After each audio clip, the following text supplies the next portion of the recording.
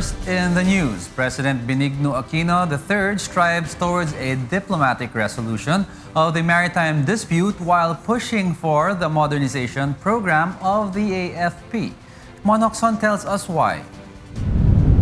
After his first year in office, President Benigno Aquino III proposed in his second SONA the need for the Philippines to bring the case of maritime dispute against China over the West Philippine Sea to the International Tribunal.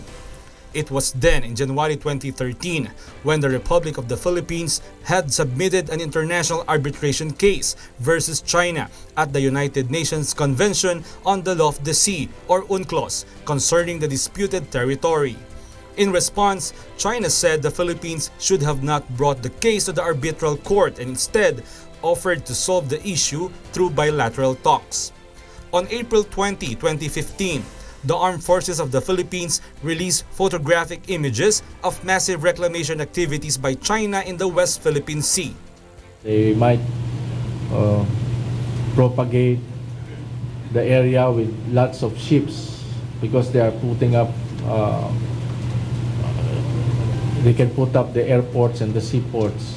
So if they propagate the area with not only military or not only civilian Coast Guard ship but military ships that will really militarize the area and that will create tensions in the area. But it was only during the first 2 weeks of July that the oral arguments at The Hague in the Netherlands had commenced to find out if the arbitral court has jurisdiction over the case filed by the Philippines against China's 9-line claim, which transects several territories that are part of the Philippine Economic Zone. Until now, the Philippines is still waiting for the decision of the International Court over the case. It was also in his second SONA that the President had promised to strengthen AFP's defense capabilities and improve its equipment. Wala tayong balak mangaway. Pero kailangan ding mabatid ng mundo na handa tayong ipagtanggol ang atin. Pinag-aaralan na rin po natin ang pag-angat ng kaso sa West Philippine Sea sa International Tribunal for the Law of the Sea upang masigurong sa mga susunod na pagkakataon ay hinahon at pagtitimpi ang mag-ahari tuwing may alitan sa teritoryo. Thus, on December 2012, President Aquino had signed Republic Act No. 10349 or the revised AFP Modernization Program, which extends the modernization and improvement efforts in all branches of the AFP to an additional 15 years. On his fourth SONA, President Aquino was proud to report that the government has already acquired equipment for the armed forces in line with the modernization. Ngayon po, ikinalulugod kong iulat sa inyo, tuloy-tuloy ang modernisasyon ng AFP. Nakuha na natin ang brand new na 8 so-called combat utility helicopters, 3 Agosta Westland 109 helicopters, at ang kauna-unahang landing craft utility ship na ginawa dito mismo sa ating bansa, ang BRP Tagbanwa.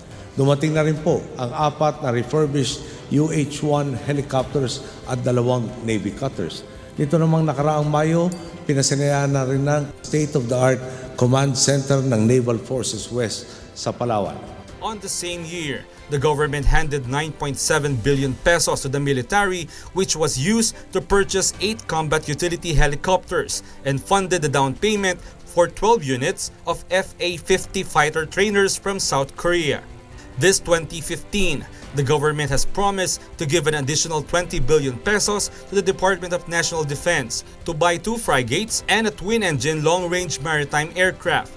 The said additional equipment forms part of the country's efforts to intensify its territorial defense. Meanwhile, the Philippines and the United States have strengthened their Balikatan military exercises, wherein more than 11,000 Filipinos and American soldiers joined the trainings, together with the Australian Defense Force and other representatives from various countries. It's about preparing to confront emerging challenges across the Asia-Pacific region. What we do in Balikatan, and we've said it many times, are not aimed at any country or any group of countries. Also, the country has engaged with the Japanese Maritime Defense Force in a joint naval drill conducted near the disputed territory in the West Philippine Sea. In addition to this, the Department of National Defense is now negotiating the possibility of having a visiting forces agreement with Japan. However, DND considers it only as a minimum defense deterrent in preserving our national security. Ating visiting forces agreement with any country is not directed against any country. Ito ay para lang magkaroon tayo ng at least minimum deterrence, defense deterrence. So, kinakailangan ayusin natin para sa ganun makatulong sa atin, pero not directed to China or any other country for that matter. Thus, if all plans push through come 2017, and if the 90 billion pesos will be released and eventually fund the first horizon of the revised AFP modernization program, the Defense Department will then achieve a credible minimum defense deterrent for the country. According to AFP Chief of Staff Lieutenant General Hernando Eriberi, after a long time, it was only this year that our soldiers have been able to hold and use new defense equipment. Nevertheless, the Philippines is still among the countries that have the weakest defense capability in the Asian region. Mon Hokson reporting for Y News.